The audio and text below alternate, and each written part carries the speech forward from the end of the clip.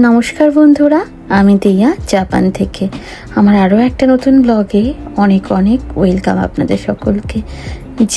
জানি অনেক দেরি হয়ে যাচ্ছে ব্লগ দিতে, কি করব বলুন, সময়ের অভাবে এডিট করে ওঠা হচ্ছে না। এদিকে গ্যালারিতে ভর্তি হয়ে আছে ঘুরতে যাওয়ার ভিডিওগুলো, ভাবলাম এক একটা করে এডিট করে করে আপনাদের সাথে শেয়ার করি।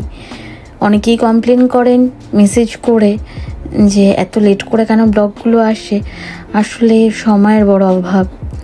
যাই হোক, গতদিনের ব্লগে যেখান থেকে শেষ করেছিলাম আজকের ব্লগ সেখান থেকেই শুরু করলাম। সামনে যে পাহাড়টি দেখতে পাচ্ছেন সেটি কিন্তু আদতে কোনো পাহাড় ছিল না, ওটি ছিল আগে একটি ভলক্যানো, যেটা এখন এরকম সবুজে ঘেরা পাহাড় তৈরি হয়েছে। আর এটার নাম মাউন্ট ওমু, আর এর উচ্চতা 1900 ফুট। বুঝতেই পারছেন কতটা উচ্চতা বা কতটা উঁচু।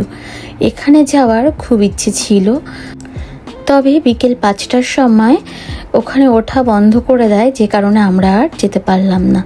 এখন যাচ্ছি পরবর্তী গন্তব্যে, যাচ্ছি একটি ওয়াটারফলের কাছে।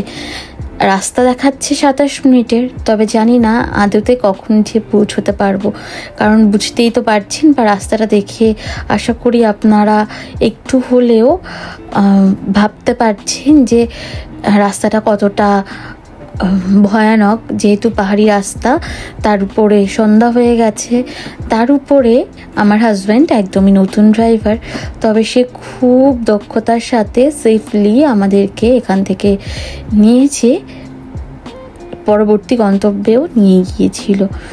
আর এখানে রাস্তা এতটাই সংকীর্ণ, মাঝে মাঝে তো এমনও হলো যে একটা গাড়ি যাওয়ার সময় অপর গাড়িটি দাঁড়িয়ে যাচ্ছিল।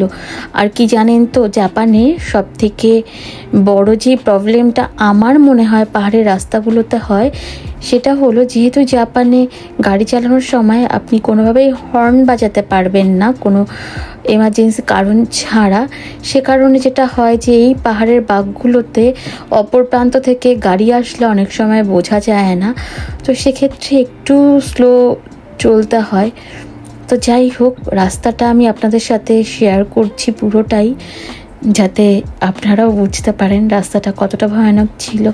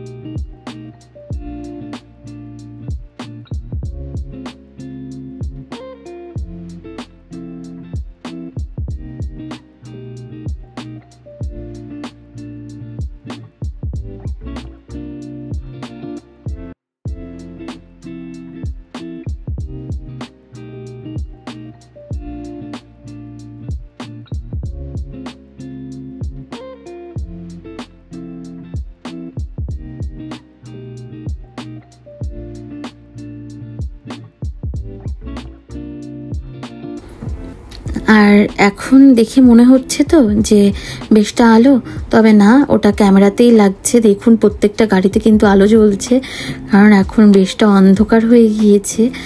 যাই হোক, এখন পরবর্তী গন্তব্যে যাচ্ছি। গন্তব্যটা হলো আমার বান্ধবীর বাড়ি।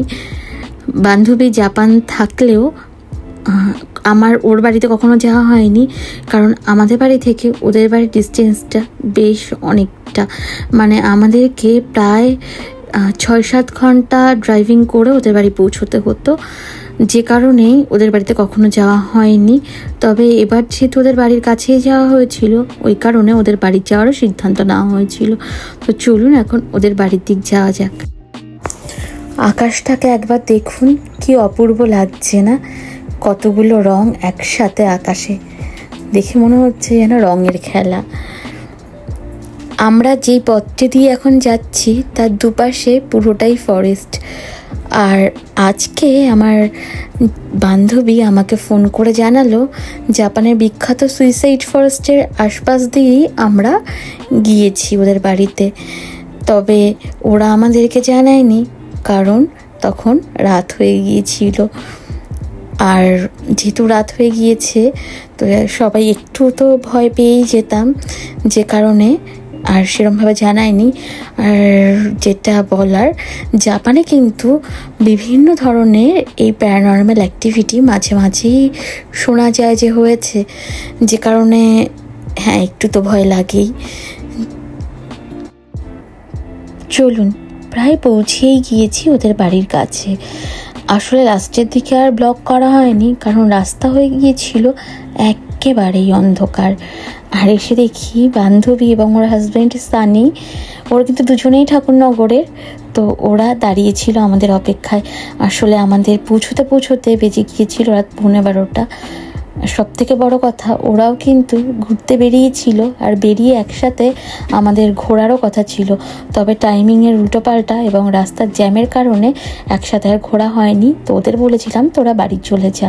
এদিকে এসে দেখি বান্ধবী তো এলাহি আয়োজন করেছে, নিজেদের জমির আলু দিয়ে মাটন কষা, নিজেদের জমির সবজি দিয়ে ভেজ ডাল, চাটনি, এই সমস্ত আয়োজন সে রাত্রেবেলা করেছিল এবং সেগুলো খেলাম আমরা রাত্রে আয়েশ করে।